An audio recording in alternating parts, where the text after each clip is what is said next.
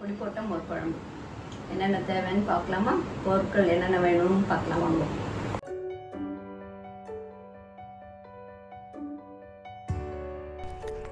ஒரு கடாயில் 2 டம்ளர் தண்ணி விட்டுப்போம். 2 டம்ளர் இந்த சென்ஸ் 200 ml × 2. அதில் 2.5 ஸ்பூன் சாம்பார் பொடி போட்டுக்கலாம். இது ரெண்டும் நல்லா மிக்ஸ் ஆகி நல்லா கொதிக்கணும். இப்போ சாம்பார் பொடியோட ஸ்மெல் போகி நம்ம விட்டுருக்கிற 2 டம்ளர் தண்ணி 1 டம்ளராக நல்லா வற்றிடும். அந்த ஸ்டேஜில் நம்ம 1/2 லிட்டர் நல்லா கெட்டி தயிர் வச்சுருக்கோம், அதை விடலாம். ஃபஸ்ட்டு இது கொதிக்கணும், நல்லா கொதிக்கட்டும். இந்த சைடில் மீன்வேல் நடுவில் தாளிக்கிறதுக்கு ரெடி பண்ணிப்போம். ஒரு கடாயில் தேங்காய் எண்ணெய் விட்டுண்டு நல்லா கடுகு தாளிச்சுப்போம். கடுகு நான் இன்றைக்கி சுண்டைக்காய் வத்தல் தாளிக்க போகிறேன். மணத்தங்காளி வத்தல் இருந்தால் கூட மணத்தங்காளி வத்தலும் தாளிச்சுக்கலாம். நல்லா கடுகு வெடித்த உடனே கருவேப்பிலையும் சுண்டைக்காய் வத்தலும் போடுவேன். இந்த மீன்வேல் பாருங்கள் இவ்வளோ கொதிச்சுருக்கு பாருங்கள். நல்லா சாம்பார் பொடி ஸ்மெல் போகிற அளவுக்கு கொதிக்கணும். 5 மினிட்ஸ் கொதிச்சிரும். கடுகு வெடிச்சுட்டு சுண்டைக்காய் வத்தல் போடுறேன். நல்லா சுண்டைக்காய் வத்தல் நல்லா வதக்கிடலாம். நல்லா வறுத்துட்டு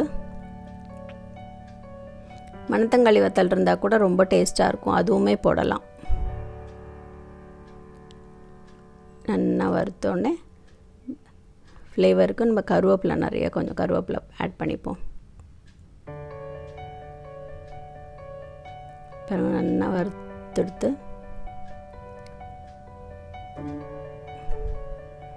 இந்த ஸ்டேஜுக்கு கருவேப்பிலை ஆட் பண்ணலாம்.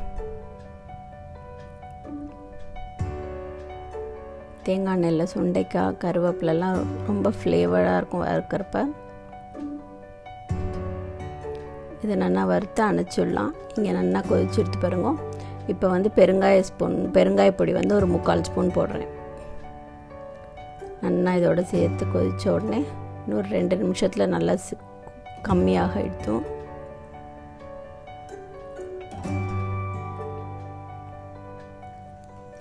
இது தாளிக்கிறதுக்கானது வறுத்து வச்சுருக்கேன் பாருங்க. நல்லா கம்மியாக எடுத்து நம்ம அப்படியே ஓரத்தில் இருக்கிறதுலாம் அந்த தண்ணி வச்சுட்டே நம்ம இது பண்ணோன்னா வந்துடும், நடுவில் சேர்ந்தாப்பில் வந்துடும். இந்த ஸ்டேஜுக்கு நல்லா 1/2 லிட்டர் கெட்டி தயிர் எடுத்து வச்சுருக்கேன், அது விட போகிறேன்.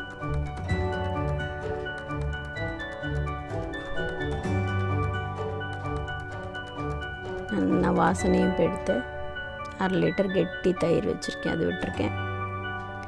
இது நல்லா கலந்துட்டு இது அப்படியே நுரைச்சின்னு வரும். அந்த ஸ்டேஜில் ஒரு ட்ரிப் அப்படியே கலரி விட்டுட்டோன்னா திருப்பி எல்லா பக்கமும் அப்படியே நுரைச்ச மாதிரி வரும். அப்போ அணைச்சிடலாம். மோர் விட்டுட்டு நிறையா கொதிக்கணுங்கிற அவசியம் கிடையாது. பாருங்க நடுவில் அப்படியே பாருங்க கொதிக்க ஆரம்பிக்கிறது. அப்போ அப்படியே ஒரு ட்ரிப்பு கலரிட்டு அப்படியே திருப்பி நல்லா நுரக்கட்டின மாதிரி வரும். பாருங்க இந்த ஸ்டேஜில் அடுப்பை அணைச்சிடலாம். எப்போதுமே மோர் குழம்புக்கு அடுப்பை அணைச்சிட்டு தான் உப்பு போடுவோம். இப்போ அடுப்பை அணைச்சிட்டு 1 ஸ்பூன் அளவுக்கு தாளித்து கொட்டினதை போட்டுவிட்றேன். போட்டுட்டு 1 ஸ்பூன் அளவுக்கு கல் உப்பு போடலாம்.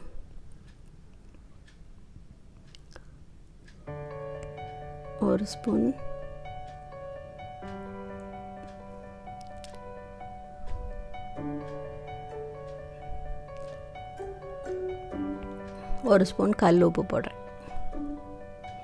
நல்லா கலந்துட்டு ஏனத்தில் ட்ரான்ஸ்ஃபர் பண்ணிக்கலாம். இதெல்லாம் எவ்வளோ ஈஸியாக எடுத்து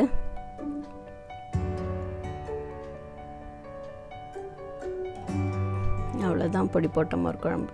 கல் உப்புங்கனால கொஞ்சம் கரையிறதுக்கு ஒரு 2 நிமிஷம் நல்லா கலரி விட்டுப்போம். இப்போ ஒரு எண்ணத்தில் ட்ரான்ஸ்ஃபர் பண்ணிடலாம். ரொம்ப ஹேண்டியான ஐட்டம் இது. சீக்கிரமாக 10 மினிட்ஸில் முடிச்சிடலாம். நீங்களும் ட்ரை பண்ணி பாருங்க. ரொம்ப நல்லாயிருக்கும். அரைச்சி விடலாம் வேண்டாம், சட்டுன்னு ஆகிடும் இந்த மோர் குழம்பு. நீங்களும் ட்ரை பண்ணி பாருங்கள், எப்படி வந்ததுன்னு சொல்லுங்கள். செம்ம டேஸ்ட்டாக இருக்கும். பாருங்க எவ்வளோ சிம்பிளாக பொடி போட்ட மோர் குழம்பு முடிச்சாச்சு. 10 மினிட்ஸ் முடிஞ்சிடும்.